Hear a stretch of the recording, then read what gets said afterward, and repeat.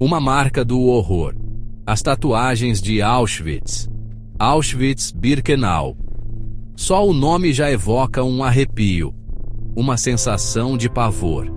É uma lembrança brutal dos horrores infligidos a milhões durante o Holocausto.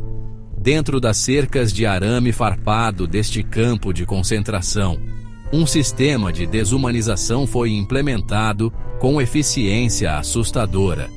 Um dos símbolos mais duradouros desse sistema é a tatuagem. Na lógica distorcida do regime nazista, os prisioneiros não eram mais seres humanos com nomes, famílias e histórias. Foram reduzidos a números, suas identidades apagadas e substituídas por uma marca de degradação. A tatuagem gravada na pele servia como um lembrete constante de sua condição de prisioneiros, suas vidas consideradas sem valor.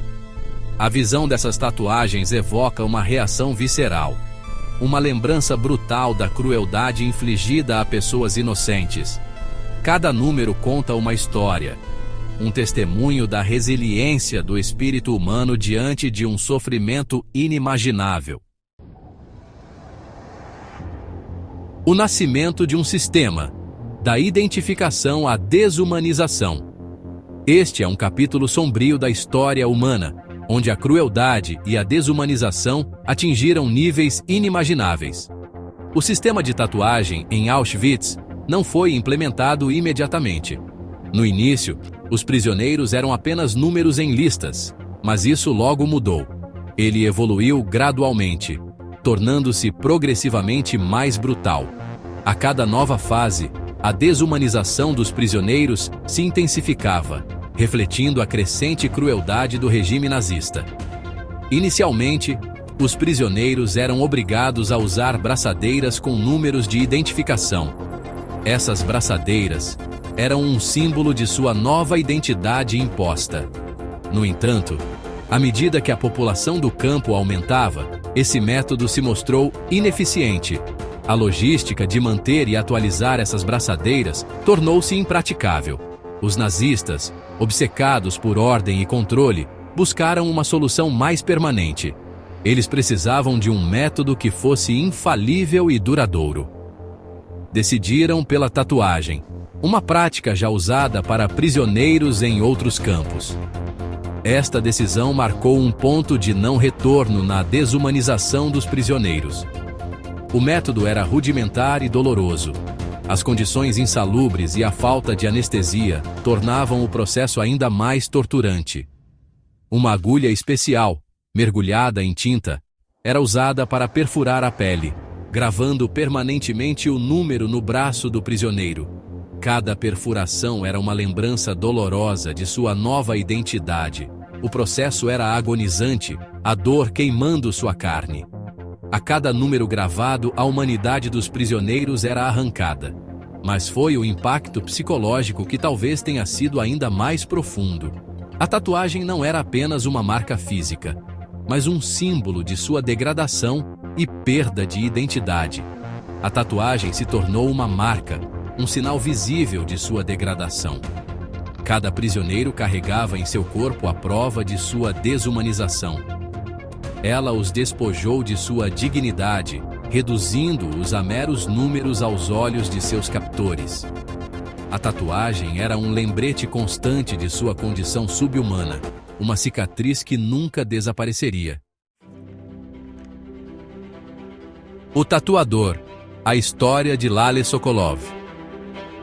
Em meio aos horrores de Auschwitz, a história de Lale Sokolov se destaca como um testemunho do poder duradouro da esperança e do amor. Em um lugar onde a humanidade parecia perdida, Lale encontrou uma maneira de manter sua fé na bondade e na possibilidade de um futuro melhor. Lale, um judeu eslovaco, foi deportado para Auschwitz em 1942. Como muitos outros, ele foi arrancado de sua vida e jogado em um pesadelo inimaginável. Fluente em eslovaco, alemão, russo, francês, húngaro e um pouco de polonês, ele recebeu o trabalho de Tätowierer, o tatuador. Sua habilidade com línguas, o tornou uma figura única no campo, capaz de se comunicar com prisioneiros de várias nacionalidades.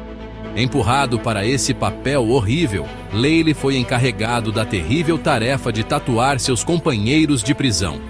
Cada tatuagem era um lembrete doloroso da desumanização que todos estavam sofrendo.